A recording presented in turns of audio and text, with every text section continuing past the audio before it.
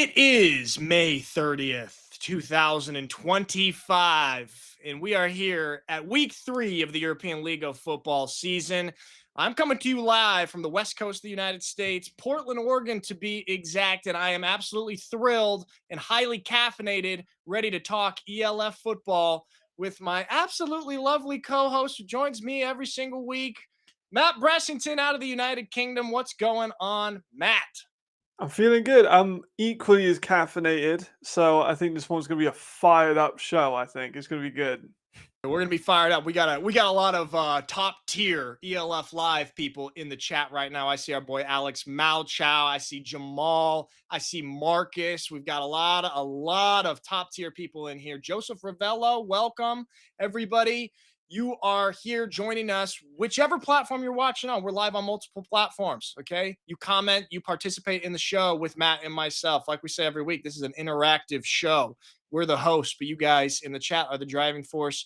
And we got a great one for you guys today in our ELF Live presented by Euronics. Okay, Matt, what we're going to do here, we got a wild and turbulent signing center that we're going to buzz through here. And then, of course, we've got some very, very interesting games this week that we are going to be talking about and giving our little previews and our picks for.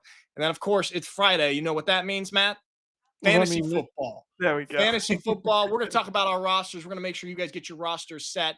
And then, of course, we have got the question of the week. Great show for us here today. Thank you for joining us in the chat. Well, Matt, you about ready to talk some ELF ball? I've never been more ready to talk ELF ball. Let's get into it. Let's get into it. Starting off here with our wild and turbulent signing center, with the Bravos placing Pierre-Yves Maho on IR. Matt, thoughts on this? It's a big one. He didn't play last week, so we knew he was dealing with issues. But IR is a big step into that direction of trying to maybe bring in a replacement. The former defensive rookie of the year from last season and an all-star definitely saw some improvements for that 1 week that he was in, but it's super unfortunate though that a young player as talented as he is has been down with injury. It's your heart goes out to him for sure. Unfortunately, the first half of this signing center is going to be a lot of guys placed on IR. Moving on to the next one, and Throners quarterback Brock Dahman has also been placed on IR. Former Dresden Monarch, he is not going to be playing this week, and he will be replaced, Matt, of course, by homegrown quarterback Mate Hegedus, the Hungarian homegrown who has actually started multiple games in the European League of Football. I think it's important to note that because we don't have too many Europeans who have started multiple games in the ELF. So this is going to be a big opportunity for him this weekend. Matt, thoughts on this? They're playing the Prague Lions. They are playing the Prague Lions. I think having, like you say, someone who's had not just multiple games, multiple seasons. Mate has been in there for a long time. Is pretty unanimously the best homegrown quarterback in the entire country. So if they're going to have someone step in, you would want it to be Mata. So I'm hoping for him to have a good game against Prague. I mean, against my you better settle down there with that hope, Matt. They're playing the Prague Lions, which we're going to get into that here in a second. Sticking out there in the East, unfortunately, another IR replacement is Kari Pajan. I can never say his name. Pajarenen on IR, one of the best homegrown running backs. Matt, thoughts on this one? This is tough. Yeah, this one, no injuries are good and no injuries are, worse than other ones. But this one definitely hit harder because it's just such a damn good player. And for him to be entering that 1,000-year club last year, this year, he could have potentially been leading the league in rushing yards. Mm-hmm. To have him to have those couple of games to be on the IR is huge. Maybe, hopefully, he can still touch that 2,000 yards. Maybe he does, because he did have a good start, and he had 2 touchdowns his first 2 games. So potentially, hopefully, he'll just hit the ground running again when he comes back. The ground running, literally, as a running back. And there we go. Moving to another IR with the Stuttgart Surge. Unfortunately, placed their American import wide receiver Jeff Cotton Jr. on IR. Surge loved what they saw from him in preseason. He was always a little bit banged up here. And then in the Paris game last week, ended up going down early. And this is an unfortunate one for the Surge, who did struggle offensively last week. However, they are bringing in, of course, a new American wide receiver. And they've got Michael Harley Jr. coming in to replace Jeff Cotton, the former Brown, former Miami Dolphin, and CFL wide receiver, who I believe is 8th all time at the University of Miami, the U in receiving. And so this is an interesting signing. Matt, thoughts on this one? I think this guy has very, very, very interesting route running. I think he might be one of the best pure route runners entering into the league. Like you said, he's an established star at CFL level and NFL level. You know, he's bounced around a little bit. So good in college, but for me, it's the quickness in coming back to the ball that intrigues me. I think he's going to be very, very reminiscent of other receivers like Carlos Hill that we've enjoyed watching over the years. Right. Speedster with some really nice route running. I think this one could be really, really fun for Surge fans, and I'm hoping that at some point maybe we get both of them back in the league at the same time, because this would be a nice little bit of competition, because you can never have enough speed receivers in the year left, Nick. I love them both. And there we go. And we know, Matt, you're critical enough of your American wide receivers that we saw on the show on Monday with an unnamed wide receiver from Helvetic. Alex Malchow says Harley is a dog. And Jamal, Athletes Forum podcast, does not like Harley's alma mater, the University of Miami. He is a Florida Gators fan. So we got a little bit of a rivalry going on there. So that is just to surge up that surge offense. And then moving to another signing. Let's go north. Jordan Genmark Heath. Oh, excuse me. I jumped the gun. We're going back to the IR. Connor Miller, unfortunately, Raiders T-roll quarterback, went down early last week. Matt, you were pretty excited about the signing, and you liked how he performed in the first game. Thoughts on this one? How big of a blow is this for the Raiders?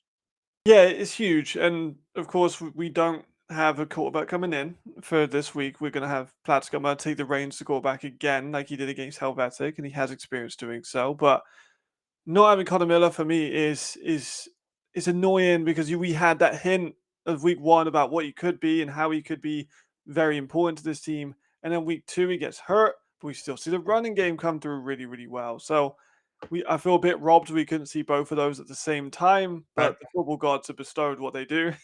And hopefully, again, we'll see him come back sooner rather than later and put together the pieces of this offense, because we've seen it, just both of these aspects in the first two Yeah, weeks, we've which seen is them separately.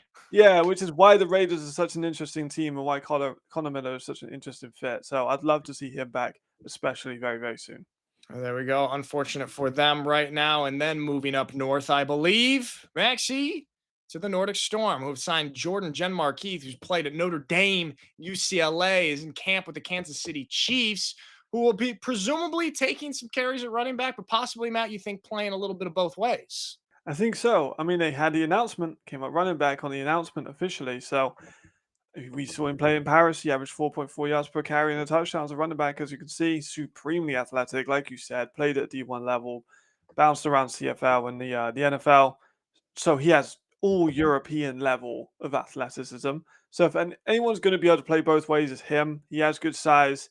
They had the good thing about Nordic as well, especially, is that they have players at running back, they have players at linebacker, so he can just kind of fill in where he's needed to ultimately. There's not too much pressure for him to just be in one position. He can just play football just freely, which I think is really, really important for him. It'll be really interesting to see kind of how he fits into that Nordic Storm offense, which has looked pretty damn good already in both weeks, even in week 2 without Glenn. So there we have it. That is our wild signing center. A lot of IRs, a lot of new signings here for the league in week 3. So let's take. Oh, we've got another one. Excuse me. Probably the biggest I was one. gonna say. God, pardon me. Aaron Donkor joins the Vienna Vikings, perfectly timed the week of playing his former team, the Rhine Fire. This is an interesting one, a little bit of jab at the Rhine Fire from the Vienna Vikings. Matt, thoughts on this? Oh my goodness, my jaw dropped when I saw the announcement. I was amazed. Like, this is, even the Ryan Fire players were commenting about like betrayal and, and everything going on. So this is a former Seattle Seahawk, all ELF level athleticism, amazing pass rusher. He's one of the best players in the ELF. And now he joins, not only is he left Ryan Fire, but he's joined a bit of a rival, which is incredible. Amazing storyline. The week that they play Ryan, you couldn't write any better. So I think there's going to be that extra bit of not that this game needed any more intensity Mhm. coming in, but now it's just got another level of like Jamal said, this is personal. This is big. Hey man, Vienna, they had to finish the 2024 season with a kind of bad taste in their mouth, and they're coming back guns a blazing for this rematch against the Rhine Fire, which we will talk about in our game preview segment here. So there we actually have it. That is our signing center. Very, very exciting. We're going to take a quick little break from a message from our sponsor before we get into the game preview. See you in a second. Intelligence. Siemens IQ 700 washing machine. Own your time. Discover it at Euronics. Okay, we are back now. Matt, it's time to get into it. We've teased a little bit of some of these games here, and Mike Mathis has a great comment in the chat of this week. This weekend will be of 3 big stadium games: Tagovailoa's ELF debut, the Surge comeback, and Prague or Fehervar finally getting a W. It's very appropriate as the Prague versus Fehervar game is our first game in the preview. Matt Bressington's Prague Lions traveling to Fehervar, Hungary. Both of these squads winless heading into week 3, and one of them is going to walk away with their first win. Matt, let's get into it. Starting off with the key players for the Lions. Walk us through this here. We've got, of course, some very big names, including Willie Patterson. Matt, thoughts on these? I think you nailed it with the first pick, Willie Patterson. He is the key to this game. He was so good last week in the air from the run game. I think he had nearly 150 total yards, just his offensive output. Spectacular receiver. I think he kind of goes a little bit under the radar as a top 5 to 6 receiver in the league. Yeah. He is spectacularly good. I think he is the key to this one. I think he is how they're going to win. They need to get the passing game offense going. Of course, we saw last week they had the interception. It was overthrown to William Patterson, and the fumble, which was just caused by, we see it all the time in just football when the ball just comes out, slips out. That passing game, they need it to work. I think they also need to be running the rock a little bit more in the red zone too. But I can go all on about Prague's offense. It was Yes, a you weird can. showing. But William Yes. Patterson is definitely the player to watch out for. I've got him in my fantasy. I think you do too, right? Well, we will get to that, Matt. We will get to that. Don't My spoil bad. the surprise of my genius fantasy picks. Okay. And then let's take a look at the enthroner side of things. Obviously, with the homegrown quarterback, Mate coming in, and we've got Rashad Still and Jerry Key here. And then, of course, Matt, you love Alexander Borkovich here in the key players. Thoughts on this? It's limiting the big plays. That's ultimately how they get down to it. And Borkovic, that you mentioned at the end, is the guy to do that. He picked up Ben Holmes last week. He picked up Ben Mhm. Holmes last season as well. So he's got maybe got his number a little bit there. Just want to put that out there. But Alexander is an excellent safety and slash linebacker. He plays so much in a position of strong safety, but he is what they need. He's a hard hitter. He can set the tone early. If they want to win, he's going to have one of his 15 plus tackles, a pick, and a forced fumble, like he did in this reverse fixture when he was at Prague. Because remember, that's another layer of intensity with this There we matchup go. that he did for the Prague's first win against the Enthroners. That was one of the best games I've ever seen. He's going to have to replicate that against his former team. That's what makes this such an exciting matchup. This really is an exciting match. It was a great way to kick off the weekend. And who better to call this game than the one and only Alex Malchow, who says right now in the chat he will be calling the Enthroners versus Prague game. So everybody be sure to tune in to that one. All right, Matt, let's make our picks. Who do you got this weekend? Who's going to walk away with their first win? I got Prague Lions. I think they're going to take that first win. Hey, I'm with you, brother. Give me Prague Lions. I think it's I think we've seen in the first couple of weeks a lot to like about them. We'll see if they can put it all together here in Hungary against the Enthroners and walk away with that win. All right, moving on to our next game. The Raiders T-roll at the Cologne Centurions. An interesting one for the Raiders, as we saw last week, as they played without Connor Miller and they ran the ball all over. And here are the two guys that did it: Lucas Hasselvanter and Tobias Banati. Two of the key players here. Matt, thoughts on this? Like you say, they're going to run all over Cologne. I do not think Cologne can stop them at all. I think we could have an all-time rushing performance from both of these guys. Wouldn't be surprised if they get 100 each, to be Yeah. fair. Like Bonatti did that last week. Made it look Bo Nasty. Great nickname, by the way. Love it. and then Hasselvant is going to come in, I think, duplicate that, because not only is this running game fantastic anyway, but now it has to be because they have got Connor Miller on IR. So I think we're going to see a lot of running the rock in this one.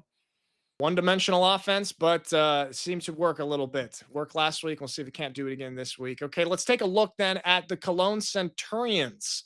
Matt's key players here.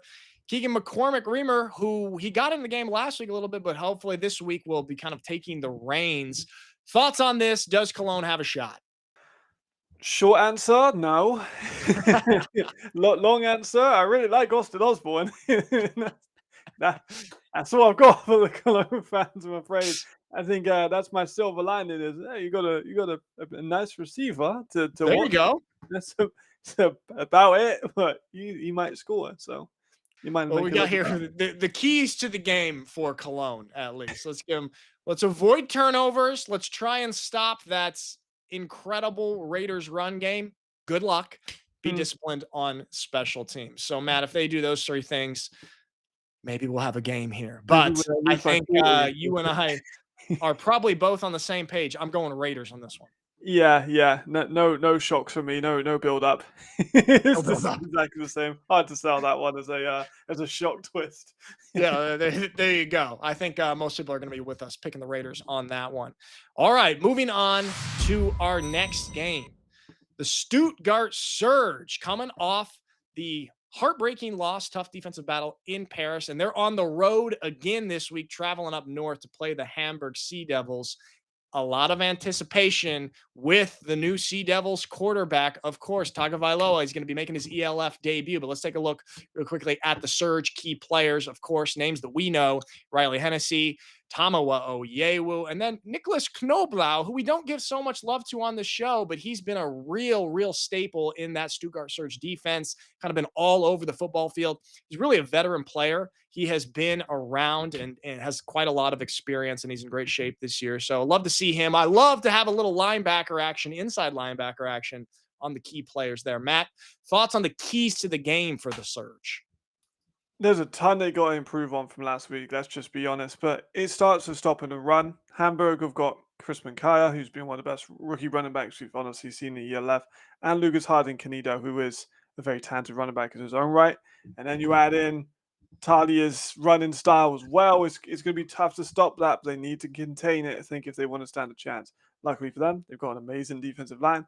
And like you said with Knobloch, he's been so damn good. Like, he deserves his flowers, absolutely, because he's been phenomenal. He's been all over the field making tackles. I expect him to have a big impact in this one as well. Absolutely, man. Then looking at the Sea Devils side, of course, Talia Tagovailoa, making his ELF debut, and of course your buddy Kyle Kitchens there. Thoughts on Tagovailoa and what kind of impact he realistically can have in his first ever ELF game? Because we've seen American quarterbacks come over here before, and it is a little bit of an adjustment, of that first game adjustment. Do you think he's going to have an immediate impact? Oh man, you really put me on the spot with that one, aren't you? Put me on the spot. Oh, immediate impact. I'm gonna say no. I'm gonna be a little bit of a controversial one here. You know, like you said, it's hard to adjust to Europe, and people can say what they want. It's not just football; it's mental as well. It's cultural. It's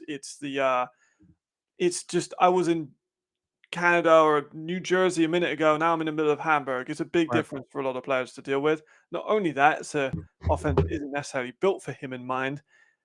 Add to that, the Surge's amazing defensive line and defensive front in general, and two amazing defensive backs are going to be trying to hawk him as much as they can. It's going to be a really tough debut. Is it one of the toughest debuts for a debuting Europe quarterback ever? Yes, I think it is. And I think he will have success in this league if he can put it all together. But I do not think it's going to be an immediate 400-yard, 5-touchdown game. Potentially, it could be. You know, he's a great quarterback, but not in this game. I think it's going to be a tough game to break out in. I think I'm with you on that, especially considering the Surge defense, which, you know, we look at that game last week against Paris, a very talented Paris offense, who I know they lost the game, but they were able to hold them to just 6 points. And I know that Surge defense is looking to come back with a vengeance here, that whole Surge squad. So I agree with you. It's going to be a tough one, but we are very excited to have him in the league. So, Matt, with that being said, who you going with? That's tough. I'm gonna go Surge. It's a tough one, but I think they got it. Yeah, I got to go Surge as well. It is a tough back-to-back road games, long bus trips. You know, they're on the road today, but I think they're going to pull it out there up in the north of Germany. All right, moving on from the north to the far south. The Helvetic Mercenaries, 0-2, are traveling to the Madrid Bravos. Had a very interesting game last week against Frankfurt, showing the high-powered offense that was very entertaining to watch. Not so high-powered defense, however. But let's take a look at the Helvetic Mercenaries, their key players. What do we like here, Matt? We, of course, Isaiah Weed, and then Keelan Cole, who you called out this week. What are your thoughts here? I did call him out. And stand on what I said is that he hasn't been good enough so far in the league. I also said I'm not opposed to lighting a fire under a player if they need it. He can go out and get 200 yards this week. I truly believe that we saw Sandra Plattsburgh might get a ton of yards. I know it's a different position, but this defense is not the best when it comes to containing players for big games. This is where Cole can show that he is still an elite receiver. I want to see it. Weed's going to have to obviously deliver him the ball. That was a big thing that people were saying in the comments. Oh, he can't do as much as, without the quarterback throwing in the perfect passes, which is true. But this is an opportunity for him to go out, prove me wrong, and show that he definitely still has some fuel left in the tank. It's a great point. Isaiah Weed could be exciting, at least on the ground against that Bravos defense here. Okay, and then let's take a look on the Bravos side of who we've got. Of course, Reed Sinnott and Aaron Cruikshank. We've talked about them in the last few shows. They have started to really connect, man. And I think this is one of the more interesting duos in the ELF. Very, very talented. They're obviously going to be looking to bounce back after that loss against Frankfurt. And man, what's your takeaway here, man? Do you think that Sinnott and Cruikshank and the high-powered offense are enough for the Bravos? I think it is. I don't think it's just those two, because you also got your Flores Calderon had a great week last week. They've got Justice Selig, who's an excellent running back. They've got Nico Barrow, who's an excellent running back. They've got a great offensive line. Pretty damn good offensive line. They've got athleticism across the board as well. So I do think they have more options than just that. But you are right. They were starting to click in that last game.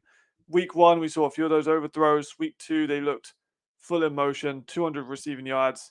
I think we can expect another big game from Cruikshank here, because he's looking like a real league superstar. He absolutely is. Johnson Perez says Mercenaries have a shot, but I think Madrid has this. Cole doesn't seem in his best physical shape, and I don't see him putting up any numbers. And Jamal says Cruikshank has triple crown potential. And I think that's a very, very fair statement to put out there. All right, Matt, I'm going with the Madrid Bravos on this one. Who do you got?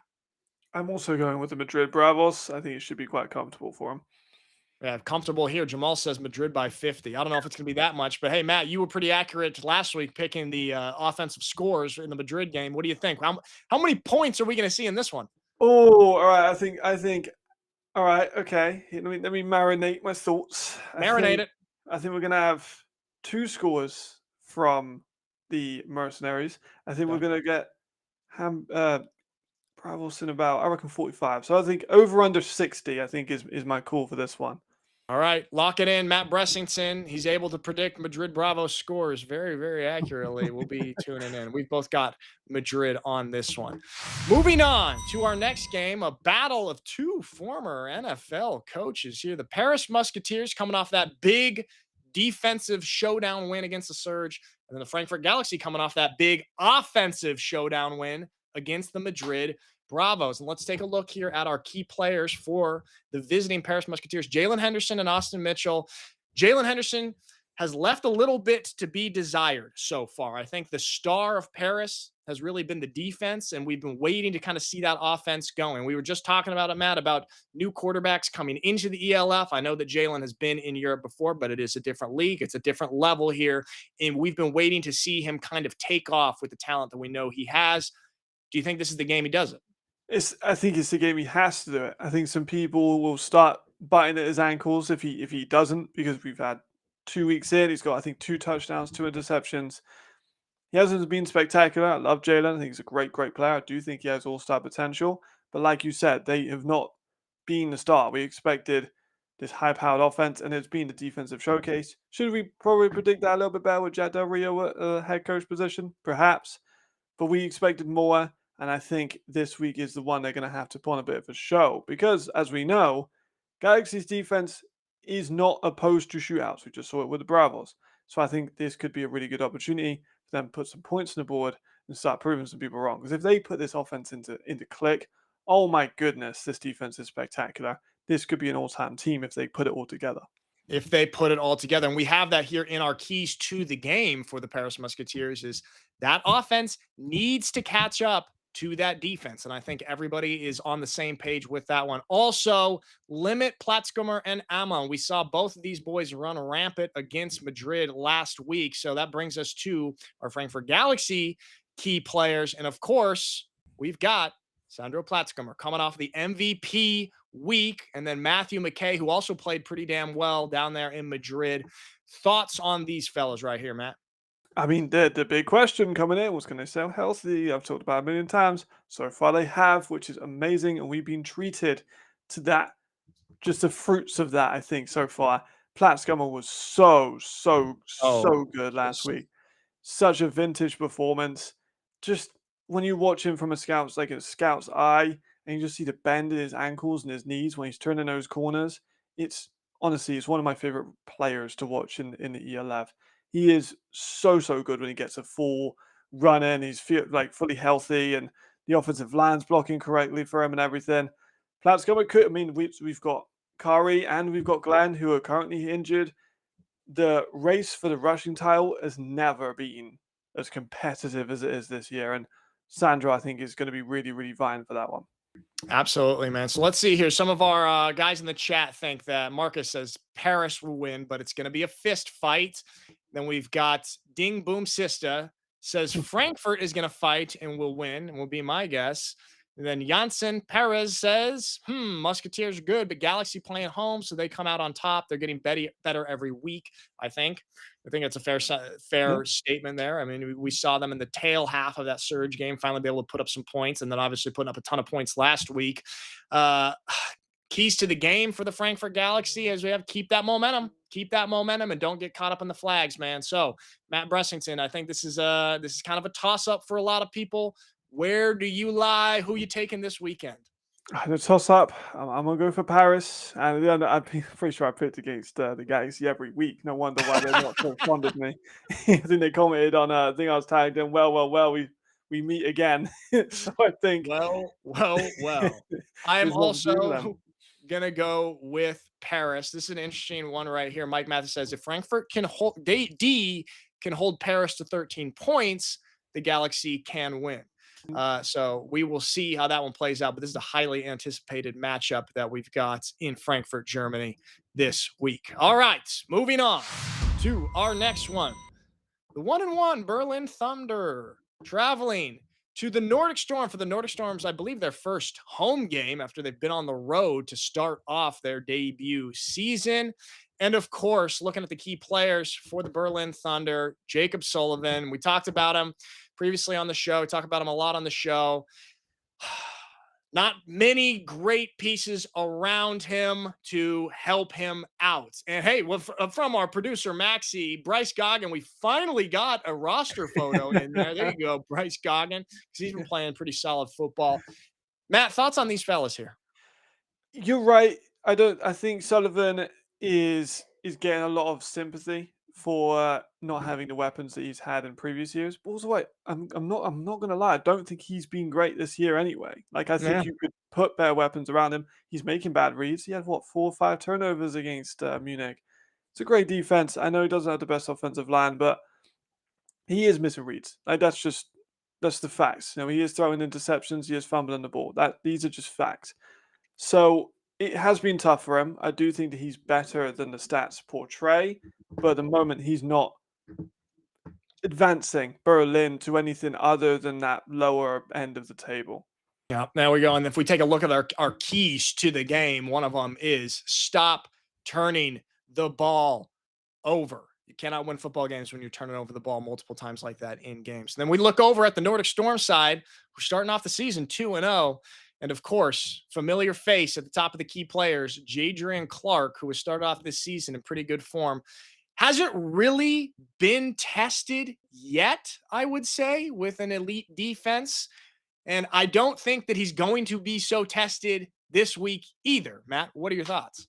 I agree. I completely agree. I think he's on his road for a second MVP season, and he's looking more likely by the day. We've seen value there as well as receiver, who I believe is one of the best, if not the best, fantasy receiver in the league. He's been phenomenal in his opening year. It's just John Shoop offense. We knew it was going to be really, really heavy pass anyway. It has been. Jadrian is a kind of a gunslinger, but has also been really efficient this year. I think he's on for another big one. I won't be surprised if he replicates last week's performance in this game. There we have it. Okay. And in the chat, Mike Mathis says, Berlin can't run the ball. And that's a story of 5 years now. That's unfortunately very true. And what Jamal says here, Jacob's the only quarterback in the ELF right now that has beaten Jadrian Clark. Fun That's fact fun. for you. I would That is discount a fun Willie fact. D. That is a fun fact, isn't it? I don't think it's going to probably happen again this weekend. I think that's it in the past here. And in this one, I got to go with the Nordic Storm to pull away, win their first ever home game and go 3-0. Matt, where you at? I mean, I feel like Willie P deserves some respect as playing that quarterback in that game against him last week, but I'm also going to go for Storm. I think that they are going to handle them pretty easily, and I think they're going to overtake.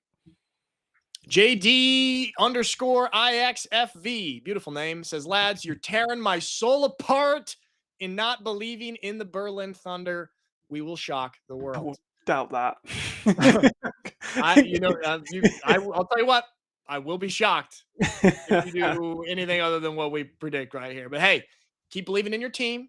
Like we said, we like to create some bulletin board material for squads on this show. Prove us wrong. Prove us wrong. So we both got the Nordic Storm. All right, moving on to our last game of the weekend and the most highly anticipated game so far, probably this year, rematch of the 2024 championship game. The Vienna Vikings, undefeated 2-0, top of a lot of people's power rankings, are playing at the Rhine Fire, who were off last week. Like we said, rematch of the championship game. Vienna Vikings left that with a bad taste in their mouth. We talked about the Aaron Donkor signing, really shoring that thing up for this week. This is going to be an interesting one, a wild one. Let's take a look at the key players for the Vienna Vikings. And of course, Ben Holmes, Reese Horn, this combination, these fellas experienced. They've proven themselves. Matt, but we have not seen Ben Holmes really open it up so far yet this year in the first couple games. What do you think about this one leading into the Rhine Fire game? I think this is the first serious challenge that Vienna have had all season. They played the Enthroners in Prague, no disrespect to those teams, but they're not on the same level as Rhine. I think we can all admit that. This is when Ben Holmes going to have to come out, father of two, as you love, and I love think it. Father of two, love it. He's wants to get revenge for that championship game. He's got probably the best supporting cast. Of course, they've been bad by injuries, but what team hasn't? I know it's tough part of football, but you can tell he wants this. This is the game that's probably circled in the calendar. No players all the time. I'm just going to take it one game. No players circle calendars, and this is the big one. But lucky as well, man. Just want to touch on him briefly. Unbelievable. The highest rated linebacker I had in Europe when he was here with the Raiders.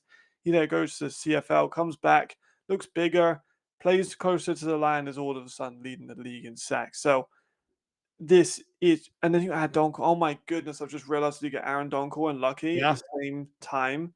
That is outrageous, and it's just blown my mind live on that. That's incredible. And we got some damn talented players playing in this one. So if we take a look at the keys to the game for the Vikings who are on the road, let Schutz cook. Get Bierbaumer in the game. He's a matchup nightmare and send blitzes through the middle. Matt, break that down a little bit for me here. What do you think? You trying to make Chad Jeffries uncomfortable? Ultimately, yes. I mean, the Ryan Fire offensive line is spectacular. I know some people are going to read that, maybe think that there's a weakness in the middle of the interior offensive line for Ryan. That's not the case. It's just that when Chad gets uncomfortable, he can run up the middle, as we saw against Paris when he was able to get those big gains. If you want to stop him doing that, you're going to have to send some people up the A's and B's gaps. Otherwise, we saw the wheels. Father of two wheels. He was able to get out and make some nice plays. So you're going to have to stop him doing that. You're going to have to create pressure.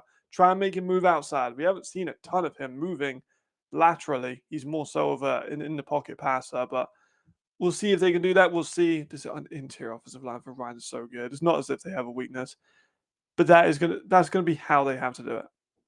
Yeah, absolutely. So let's take a look then at the key players for the Rhine Fire. Sticking with our quarterbacks, fathers of two, Chad Jeffries, of course. This will be a big test for him. Obviously, they got the win against Paris in the week one, but the offense didn't really get going so much. And then, of course, Zimon Flamor, one of the best players in the league, regardless of position. He's a fantastic defensive player here. Matt, thoughts on the squad here?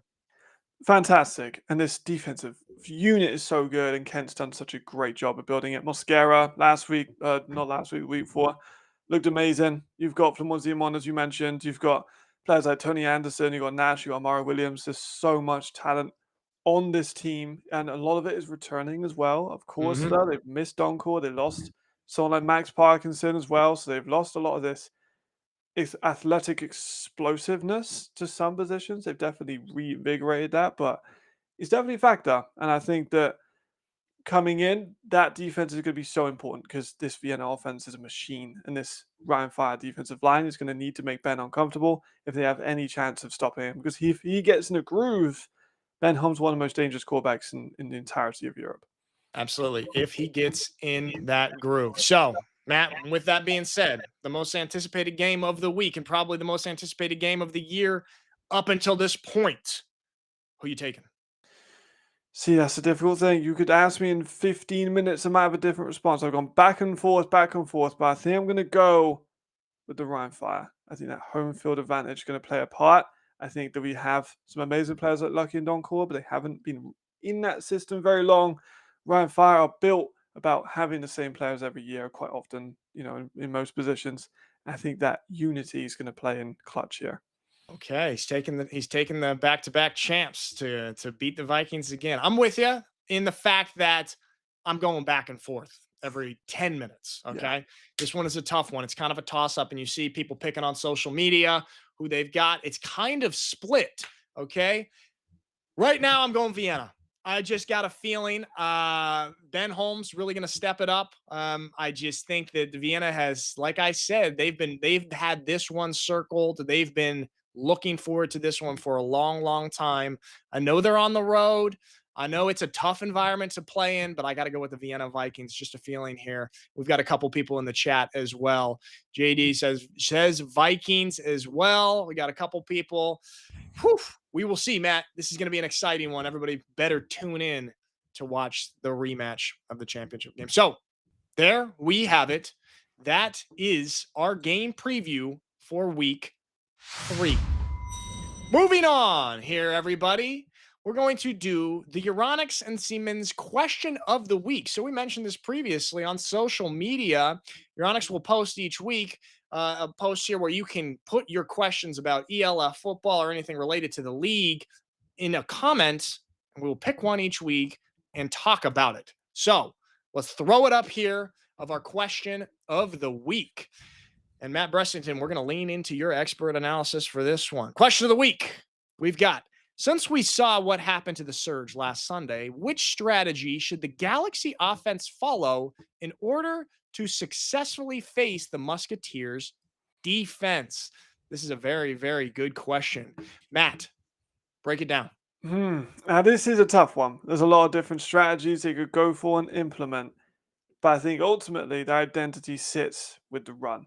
I think they're going to have to use Sandro Platzcomber, Gerald Alman, and Matthew McKay's running ability to overwhelm usually, not always, but usually a 3 front of Surge defensive linemen. They're going to have to use Devin Burrell's analogy of boxing, and I'm a big MMA fan.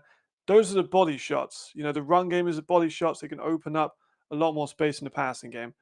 But when you have such a 3-headed monster in a run game, I think that's what you've got to do. Establish that, get those short passes if you want to mix it up with all the great receivers they have. Paul Landhart's been great this year already. I think that's how you do it.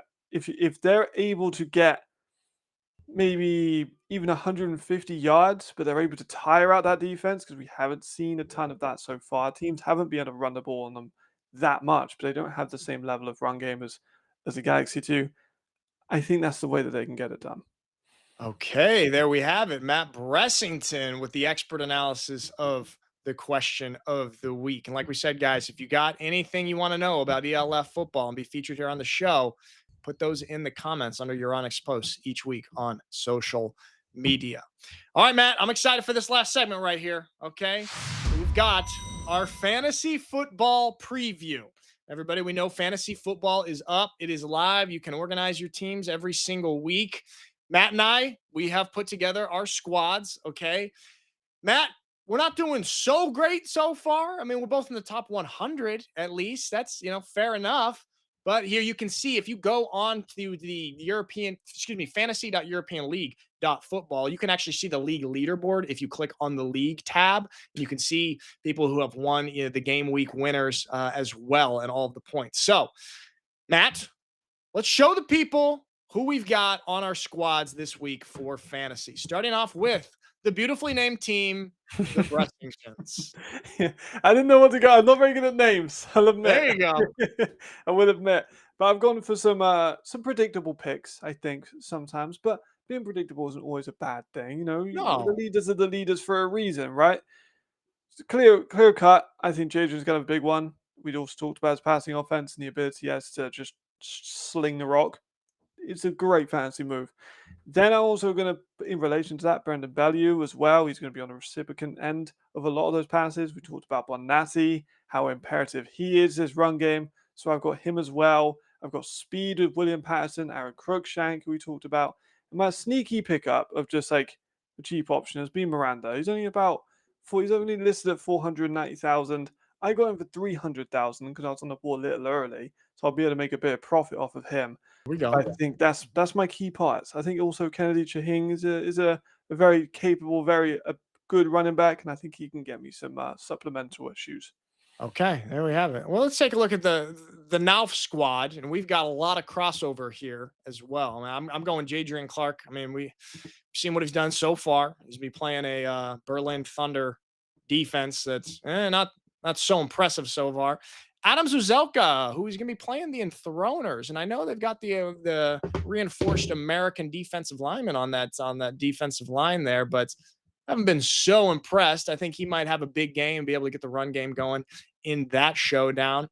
Bonatti, very, very impressive in the past few weeks, and of course, the passing game probably not really existing with the Raiders, so I think I've been running the ball a lot. And I'm with you, man. Cruikshank, boy, oh boy, this guy has been very impressive for me. Few others on here. Marco Schneider. Okay, you know what? Maybe not the best pickup for me because they're not going to be throwing the ball like I just said. But I've got him here at the flex. Maybe they find some creative ways to get him the football. Maybe. Okay. Give him a couple different ways that he can gain some yards for me, get some points. And then I've got that Raiders T-roll defense going against the Helvetic Mercenaries. We could very easily throw 3 picks to them, and it'll pick us up some points right there. So that's what I've got on my fantasy squad. And do not forget, everybody, you can still change your fantasy squad. You have up until tomorrow noon Central European time. So before the games start, you can rearrange and lock in your fantasy teams as you can every single week. Guys, you should do it. There's a lot of good prizes available to play, both weekly and league-wide or season-wide prizes available. So get your team set. And there, Matt, we have it. Let's take one more look at our schedule here, our graphic for week 3. And Matt, just give me 1 or 2 games that you're most excited about. Okay, I mean, there's just so many, Nick. I don't know if I can do 1 or 2 because like I said in the comments section with the week 3, this schedule is just magnificent. You can go for the Prague and Throners game. I also think Serge Hamburg. You know what I'm going to do? I'm going to go for my must-watch game is, of course, the Vienna Vikings and the Rhine Fire. Right. I think the highest scoring game is going to be the Surge. No, it's not. No, see, that's how I'm already doubting myself. You see, it's tough, man. It's tough. It is tough. You know what I'm going to do? I'm going to go for those one, and I'm also going to go for Paris and Galaxy. All of these are must-watch. I think they're going to be spectacular. I'm also going to be tuning in for Tadia's debut as well. I don't think I can pick just 1 or 2 because I'm going to be watching all of them anyway. But I don't think I can just watch one or two because all of them are just so spectacular. Well, Matt, you know what? It's perfect that you say that because there's no reason to watch just one or two, okay? You can watch every single ELF game this weekend live on DAZN, all right? Which is what I will be doing. I'll be watching every single game back to back. We'll have the multi-stream in there. We'll have the ELF zone in there. It's one of the beautiful things about the European League of Football. We can catch all of these games. We've got some must-watch football this weekend. And man, I am so excited as well. Starting off with that Prague and Throners game, I think it's going to be very, very interesting. At the end of the week, what better way? Vienna Vikings and the Rhine Fire. I mean, the schedule makers just served us up a treat with this one. So there we have it, Matt Bressington. Everybody in the chats, we appreciate you joining us on ELF Live every week. On this Friday, this special time on Friday, because usually Fridays will remain at noon, but we had to adjust it this week. But we will be back with you at this time on Monday to join us, and we'll be talking about all the games that go on this weekend. Matt, any final words for the people before we've got a great weekend of ELF ball? My last thing, Mike Mathis, Benanti's going to break the Russian record, but Sean Madre London had like 301 game once, so I doubt it. But I think he's going to have a big one anyway. Yeah, it's going to be tough to beat, especially if you're maybe splitting carries with a guy like Musselvanto as well. But I appreciate the enthusiasm. All right, everybody, get your fantasy team set. Watch some ELF ball this weekend, and we will see you back here on Monday. Thanks for tuning in.